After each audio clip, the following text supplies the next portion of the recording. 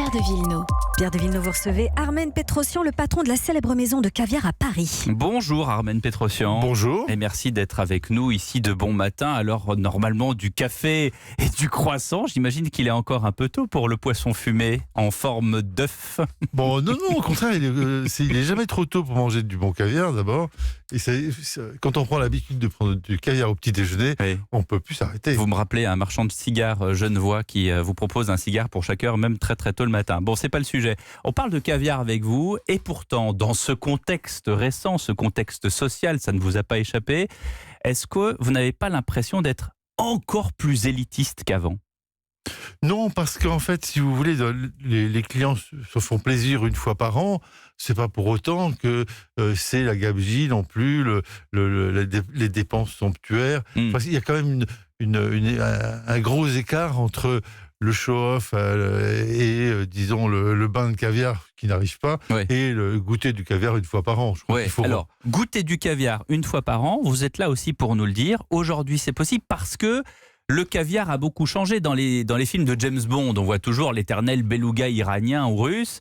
Là, aujourd'hui, on a quand même une palette de couleurs. On fait du caviar partout dans le monde maintenant. Alors, on fait du caviar partout dans le monde, tout à fait. Et il y a des fermes, il y a plus de 150 fermes dans le monde. Donc, il y a beaucoup de choix, en fait, d'esturgeons différents, de caviars différents, de pays. Pour moi, le pays n'a pas grande importance. Ce qui a vraiment de Le l'importance... pays n'a pas beaucoup d'importance. La non, parce qu'en provenance fait, n'a- c'est la ferme elle-même qui a une importance. c'est le producteur. Comment la ferme travaille, quels sont les poissons de base, quelle nourriture on donne, quelle est la densité de poissons au mètre carré. Tous ces éléments-là, on les contrôle. C'est très technique. Nous-mêmes. Hein. Très technique. Nous-mêmes, on les contrôle. On est nous-mêmes professionnels. On les contrôle. On contrôle toutes les fermes.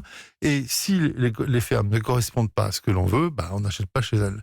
Nous, notre métier, c'est de sélectionner les meilleurs partout dans le monde. Ouais. Que ce soit aux États-Unis, en Europe, partout dans le monde.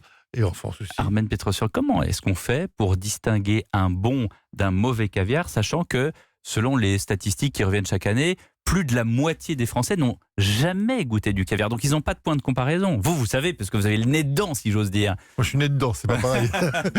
Vous avez beaucoup de chance. Non, disons que... Vous êtes presque blasé, en fait. Non, pas du tout, Non, parce non. qu'on découvre tout le temps des nouvelles choses. Bon, Et en plus, ça, il faut heureusement. toujours se remettre en question. Et je crois qu'il y a des choses qui sont simples. Ouais. Un petit mode d'emploi. Pour celui qui a jamais goûté le caviar, qu'est-ce que je dois retenir ? Ça doit être salé, pas salé, craquant, pas craquant. Qu'est-ce que c'est l'idée ? Alors, déjà, il y a des différences selon les espèces, donc on ne peut pas tout généraliser. Le caviar, c'est pas un produit générique, c'est un produit particulier avec des variations. Mais il y a des choses générales. Générales, c'est très simple. Quand on ouvre la boîte, on ouvre le pot, quelle odeur ? C'est une odeur très forte, style hareng. Bon, pas terrible, mettons de côté. Le caviar, on le prend, on le remue comme ça.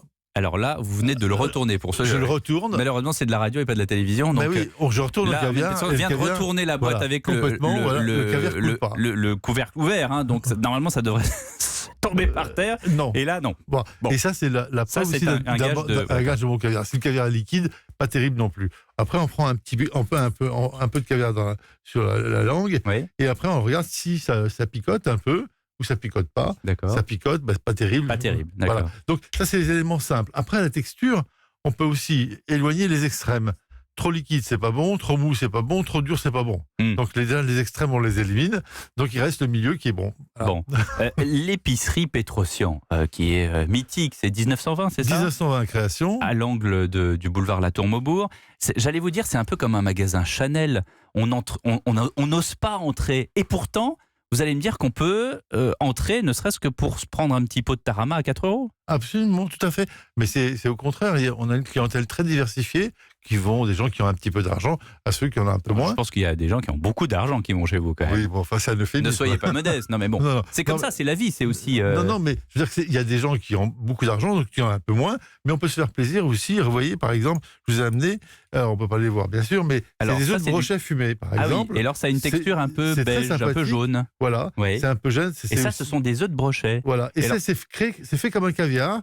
Et bon, donc là, Et par ça, exemple, ça coûte combien ? 125 grammes de caviar, 40 €. 40 €. Donc oui, Voilà. c'est Alors abordable. qu'une boîte de 125 grammes de caviar, on est à combien ? On Dans est les à 200 plus de 150, 150 C'est ça. € à peu près. Ouais. Le caviar français, aujourd'hui, ça vaut quelque chose? C'est bien, c'est pas bien? Il y a comme tout, dans tous les pays, il y a du bon et pas bon. Alors, moi, je dirais pas caviar français. Il y a des fermes en France qui travaillent très bien, d'autres fermes en France qui travaillent un peu moins bien. Donc, je veux dire, mais bon, il y a du bon et du pas bon. C'est le Baéry, le français, c'est ça? Non, pas seulement. Baéry, c'est pas une marque, c'est un poisson. C'est une des espèces de poissons qui sont élevées en France, mais on élève aussi du Gelsenstati en France, qui est l'Océtra.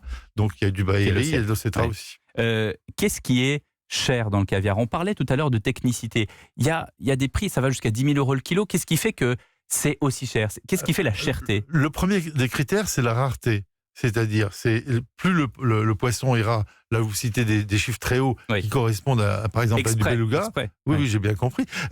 Beluga, et le beluga, évidemment, on parle même pas de 1% de la production totale. Donc c'est vraiment minimaliste, mais c'est rare, et donc c'est très cher.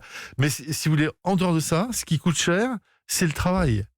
Parce qu'il ne faut pas oublier, c'est que des gens comme nous, on visite toutes les fermes 5-6 fois par an, donc aller au bout de la planète avec des équipes, voir tout ça. Et puis la sélection, la maturation, ça c'est beaucoup de temps, et c'est un métier, c'est un savoir-faire. Et après, il y a aussi autre chose, c'est qu'il y a 8 ans d'élevage pour un esturgeon. Ah oui, donc ça met longtemps. Vous êtes ouvert aujourd'hui? On peut aller vous rendre visite? Bien sûr. À partir de quelle heure? Tout de suite, on est ouvert. Ah vous êtes déjà ouvert? Oui. Bon, c'est formidable. Merci beaucoup Armen Petrosian d'être passé par les studios d'Europe 1 ce matin en direct.